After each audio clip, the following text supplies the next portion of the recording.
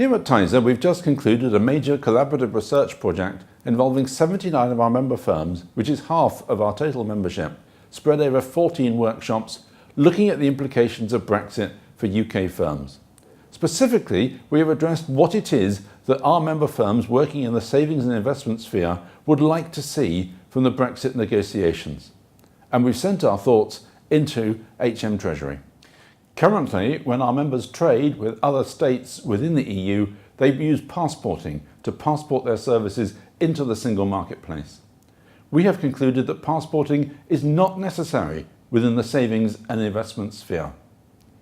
And that's helpful for the politicians in the negotiating sphere, as to gain passporting would require a heavy price to be paid in terms of things like free movement of people, paying a contribution to the EU budget, and accepting EU legislation. Our members can see an alternative to passporting, which in fact we think is an improvement over the passporting system.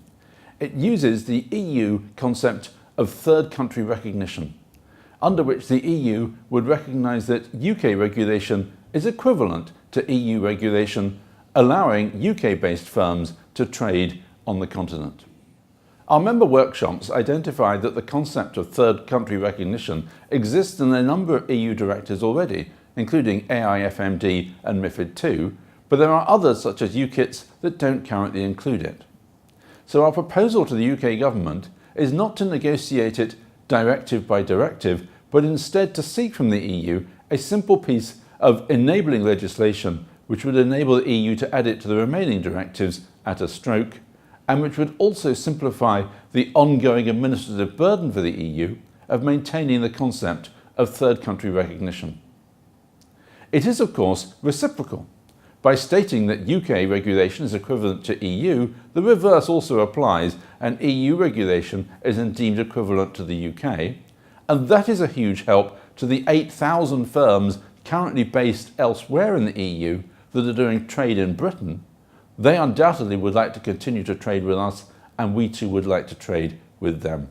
And the reciprocal nature of third country recognition will enable that to continue. Our members have told us that the speed on Brexit negotiations needs to be picked up now. And our Director General, David Dalton-Brown, has asked the government for a clear vision of what it is that they are trying to achieve through the Brexit negotiations.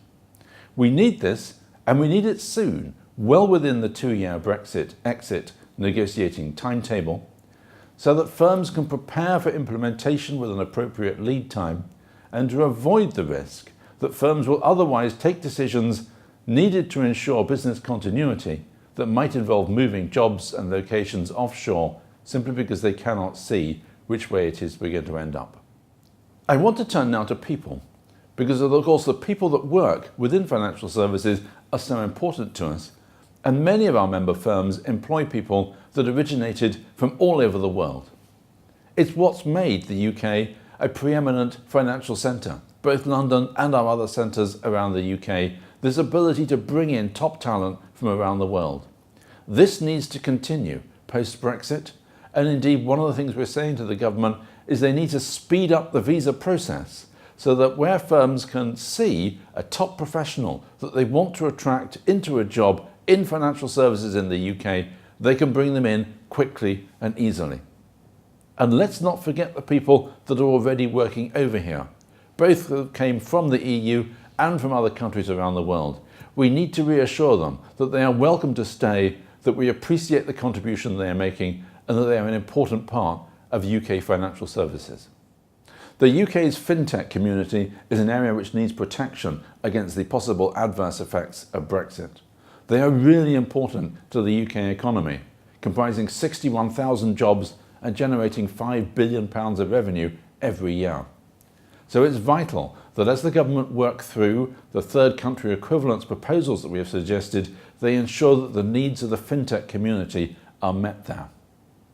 Another area which is key to fintech is about recognising firms in a quick and timely manner when they ask for authorisation. We know that Paris and Berlin would love to attract many of our fintech firms, and if small firms feel they could get authorised faster over in the EU, then they would go there. So it's vital for London that we speed up the authorisation process for fintech firms. I set out earlier on how we want to have a set of UK regulations that are deemed to be equivalent to EU regulations, so that member firms that want to transact within the European Union are able to do so under the concept of third country recognition. But where member firms just want to transact domestically, then they don't need a rule book which is equivalent to the EU, and we are calling on government to create a simpler, domestic-only version of the rule book, cutting away the EU red tape that we don't need where firms simply want to transact savings and investment business within the UK.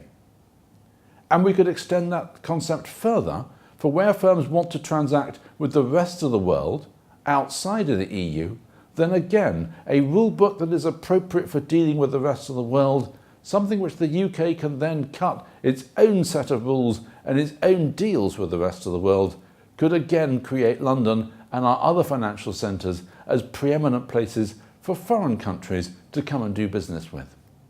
So in conclusion, what TISA members have evaluated very carefully over the summer is that a system of third country recognition will do nicely for trading savings and investment with other EU member states. We do not need the passporting. We do not need full membership of the single marketplace, and both of those will make the Brexit negotiations much easier and quicker for our UK government. In particular, we ask the UK government to speed up and to show a clear sense of direction in terms of where they are going, so that we can clearly see what decisions it is that member firms need to take, and they'll have an appropriate lead-in period to take and then implement those decisions. Then in wider terms, we want good access to foreign talent from around the world to bring in the best people to work within the UK. We want a rule book which is appropriate for domestic business, and we want an environment that makes the UK an attractive place for all sorts of overseas countries to want to trade financial services with us. We believe the Brexit negotiations can be concluded in a positive way that will reinforce the position of UK as a preeminent centre for financial services around the world.